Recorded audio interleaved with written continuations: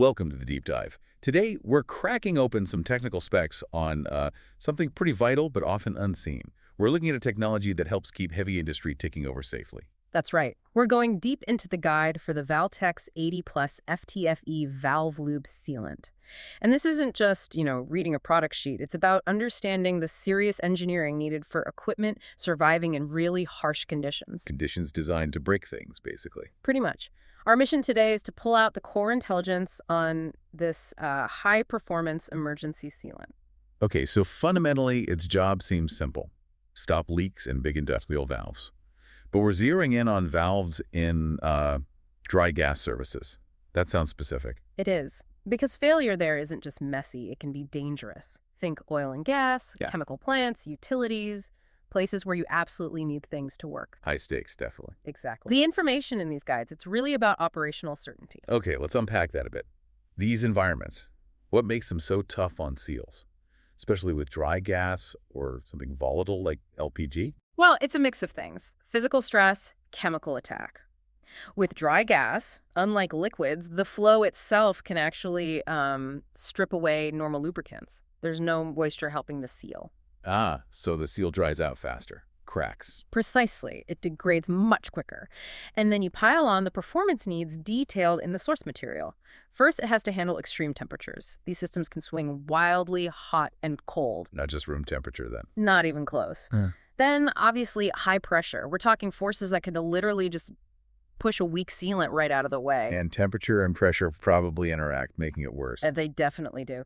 Plus, the physical environment itself. Third point. Abrasive environments.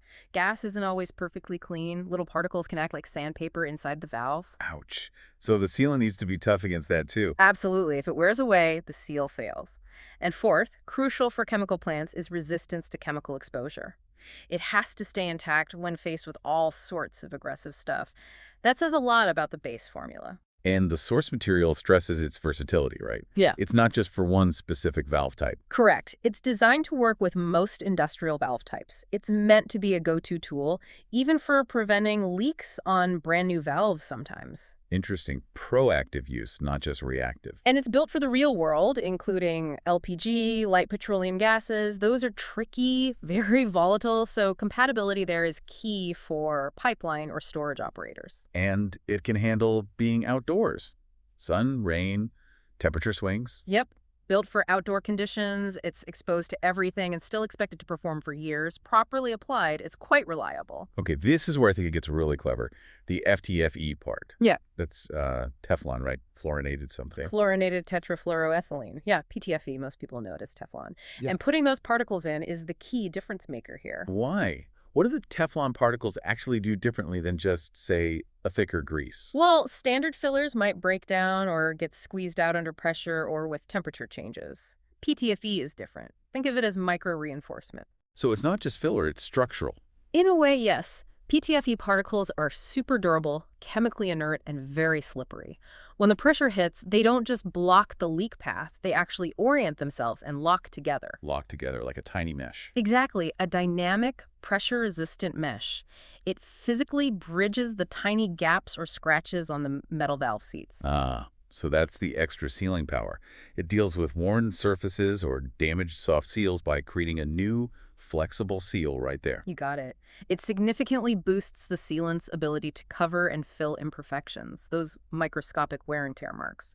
Normal grease might just flow over them. PTFE particles actively fill them in. That's where the real leak prevention happens, right at the wear points. Okay, so if this FTFE stuff is so good, tough, inert, fills gaps, why isn't it just used all the time instead of regular lube? Are there downsides? Like maybe it increases friction too much for constant movement or has temperature limits? That's a really sharp question.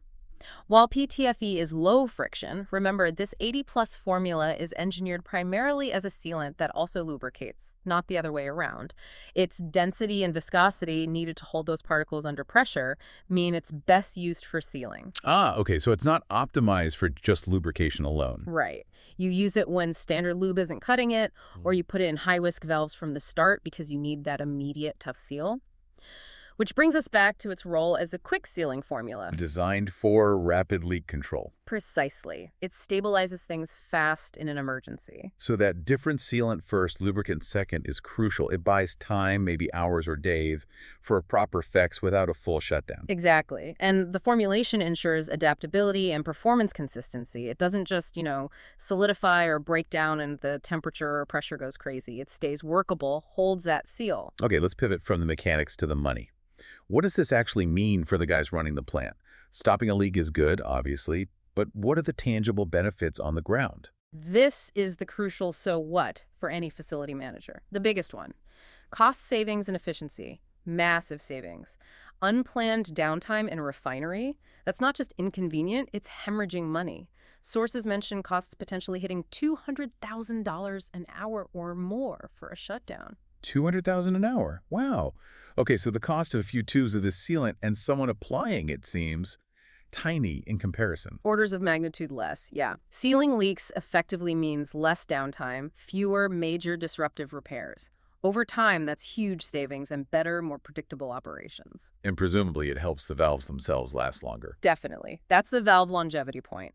By filling those little imperfections and providing that tough seal, it acts like a buffer. It reduces wear from friction and internal damage. Expensive valves last longer. And the safety aspect seems huge too. Preventing leaks of hazardous stuff keeps people safe and meets regulations.